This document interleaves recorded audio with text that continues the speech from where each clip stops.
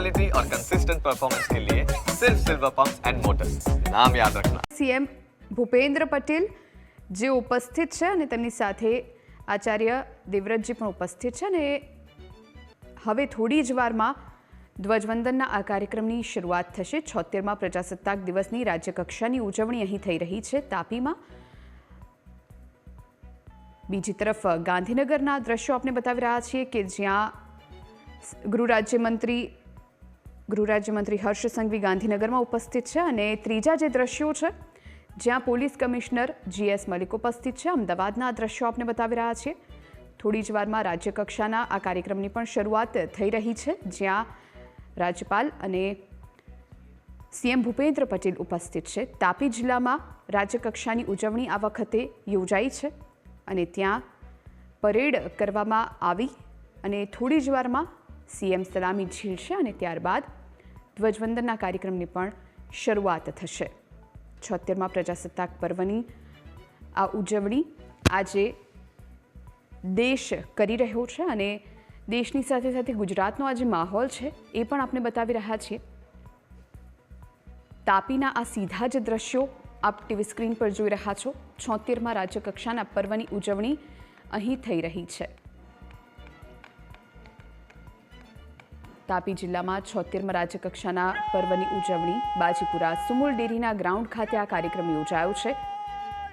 રાજ્યપાલના હસ્તે ધ્વજવંદન થશે। રાજ્યપાલ CM ભૂપેન્દ્ર પટેલ સહિતના મહાનુભાવો અત્યારે ઉપસ્થિત થઈ ચૂક્યા છે।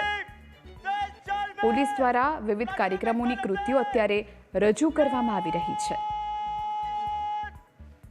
તો તાપી જિલ્લામાં અત્યારે ઉત્સાહનો માહોલ। અલગ અલગ દ્રશ્યો ગાંધીનગર અને તાપીના આપ જોઈ રહ્યા છો। પોલીસ દ્વારા અલગ અલગ કૃતિઓ રજૂ કરવામાં આવી રહી છે અને હવે શરૂ થશે પરેડ માર્ચ પાસ્ટ। પરેડની 23 પ્લાટૂન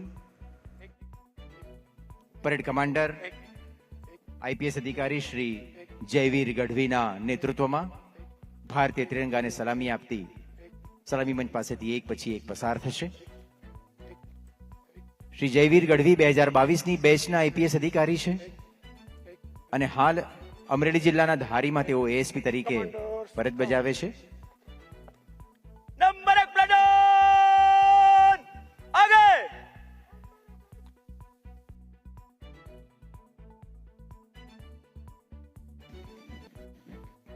BTech મિકેનિકલ એન્જિનિયરિંગની પદવી ધરાવતા પરેડ કમાન્ડર જયવીર ગઢવી આ પરેડનું નેતૃત્વ કરીને એક પછી એક પ્લાટૂનને સલામી મંચ પાસેથી પસાર કરાવશે। કચ્છ જિલ્લાના મૂળ વતની એવા જયવીર ગઢવી રાજ્ય સરકારમાં નાયબ કલેક્ટર તરીકે પણ ફરજ બજાવી ચૂક્યા છે અને હાલ 2022ની બેચના IPS અધિકારી તરીકે ASP ધારીમાં ફરજરત છે। તેમના સહયોગી છે second in command police inspector JB Ramana. Shri Ramana 2013માં સીધી ભરતીથી હથિયારી પોલીસ સબ ઇન્સ્પેક્ટર તરીકે પોલીસ દળમાં જોડાયા છે અને હાલ રિઝર્વ પોલીસ ઇન્સ્પેક્ટર તરીકે સુરત રૂરલમાં તેઓ ફરજ બજાવે છે। આ બંને પરેડ કમાન્ડર્સના નેતૃત્વમાં પરેડની એક પછી એક પ્લાટૂન ત્રિરંગાને સલામી આપતી આપણી સમક્ષથી પસાર થશે। પરેડની સૌથી પહેલી પ્લાટૂન છે રાજસ્થાન પોલીસ પ્લાટૂન। આદરણીય પ્રધાનમંત્રીશ્રીએ એક ભારત શ્રેષ્ઠ ભારત સાથે સાથે સાંસ્કૃતિક અને સુરક્ષાના આદાન પ્રદાનનો જે અભિગમ આપ્યો છે તેના અનુસંધાને પ્રત્યેક રાષ્ટ્રીય પર્વે 15 ઓગસ્ટ હોય કે 26 જાન્યુઆરી હોય અન્ય રાજ્યોની પોલીસ પ્લાટૂન આપણી પરેડમાં સામેલ થાય છે અને એ જ પ્રમાણે આપણા રાજ્યની પોલીસ પ્લાટૂન પણ જે તે રાજ્યમાં જાય છે। એવી Rajasthan police platoon police sub inspector Nandraj સિંહના નેતૃત્વમાં ભારતીય ત્રિરંગાને સલામી આપતી સલામી મંચ પાસેથી પસાર થશે।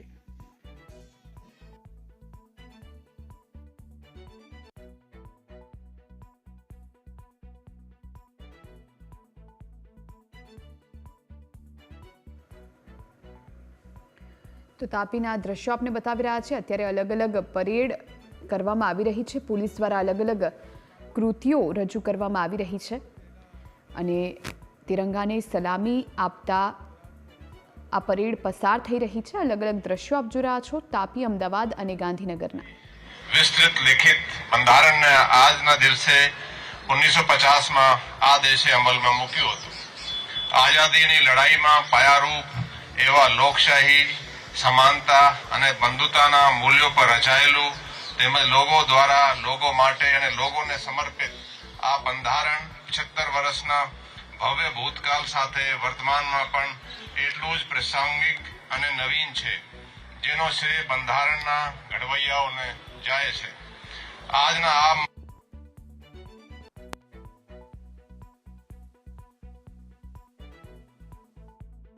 તો પોલીસ કમિશનર અત્યારે પોતાનું સંબોધન રજૂ કરી રહ્યા છે. બીજી તરફ ગાંધીનગરના દ્રશ્યો પણ આપ જોઈ રહ્યા છો, જ્યાં બંધારણનો અર્થ થાય છે કે કોઈ વ્યક્તિ કે સમૂહ નહીં પણ કાયદો જ સર્વોચ્ચ છે. આ કાયદાનું પાલન થાય એટલે જ નાગરિકોના હકોનું રક્ષણ આપોઆપ થાય. આ કાયદા પાલનની પ્રાથમિક જવાબદારી પોલીસની હોય છે અને અમદાવાદ પોલીસ તેના માટે સજ્જ છે. કાયદાના શાસનમાં દરેક નાગરિક પોતાને સુરક્ષિત અને સ્વતંત્ર અનુભવી શકે એ માટે અમદાવાદ પોલીસ સતત કાર્યશીલ છે. રોજિંદા જીવનમાં પડતી